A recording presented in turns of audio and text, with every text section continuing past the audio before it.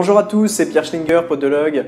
Je vous remercie d'avoir regardé la première vidéo de cette playlist que j'ai consacrée à l'onychomycose ou la mycose de l'ongle.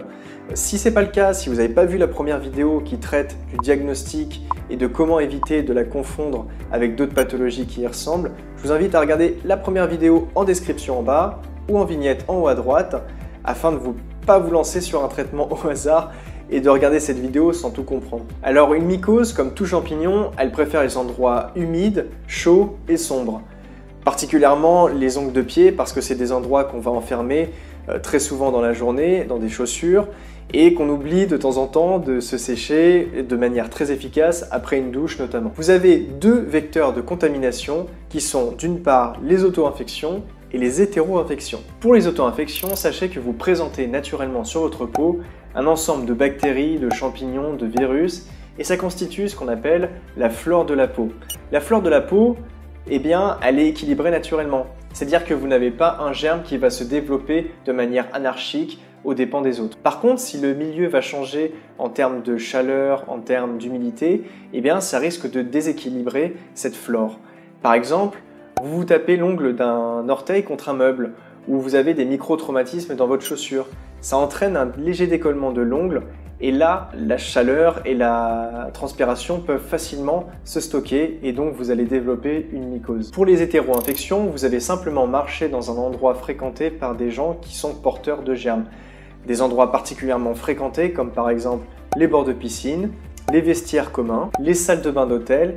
Et attention pour les enfants, ça peut très bien être les chaussures qui sont portées par les frères et sœurs. Donc attention, chacun ses chaussures et évitez de les partager. Voilà, alors maintenant que vous savez comment on favorise une contamination, on va aborder la manière dont on va se prémunir de cette contamination.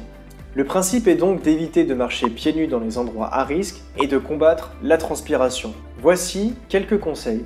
Dans les vestiaires, essayez de porter des tongs ou des claquettes pour ne pas marcher pieds nus. Pour les piscines, il existe des chaussettes de natation qui résistent à l'eau et qui sont également antidérapantes. Pour la transpiration, d'abord séchez-vous bien les pieds après votre douche, insistez bien entre les orteils et portez des chaussettes 100% coton ou bien en fibre naturelle telle que la fibre de bambou. Changez régulièrement de chaussures. Le but de l'opération, c'est de ne pas porter la même chaussure 2 jours de suite.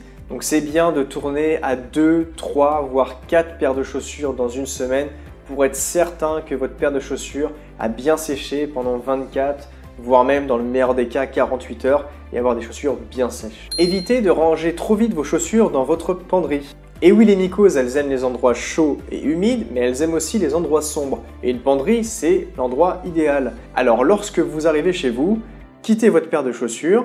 Vous pouvez les laisser tranquillement sécher à l'air libre et lorsqu'elles sont bien sèches, vous pouvez les mettre dans votre penderie. Détectez et traitez rapidement une mycose. Et oui, le traitement d'une mycose, plus on le prend tard et évidemment plus c'est difficile à traiter. Surtout que dans de nombreux cas, une mycose de l'ongle commence par une mycose de la peau qui elle peut être traitée en quelques semaines très facilement. Donc si vous remarquez la moindre sécheresse qui peut ressembler à une mycose au niveau de la peau, un début de tache au niveau de l'ongle, et surtout consultez un professionnel de santé. Je vais donc vous faire une vidéo prochainement sur la mycose de la peau afin de bien la diagnostiquer, de la traiter rapidement et donc d'éviter de vous contaminer les ongles. Enfin, attention au matériel de pédicure que vous pouvez trouver sur internet. Si vous les partagez avec d'autres membres de la famille et que l'un a effectivement des germes, vous risquez de les transmettre aux autres. Voilà, je vous remercie d'avoir regardé cette vidéo en entier, j'espère qu'elle vous a plu. Si c'est le cas, n'hésitez pas à mettre un j'aime, commenter, proposer vos questions pour que je puisse y répondre. Si vous ne voulez pas manquer la prochaine vidéo sur les traitements de l'onychomycose, je vous invite également à vous abonner. Et je vous dis à la prochaine. Merci.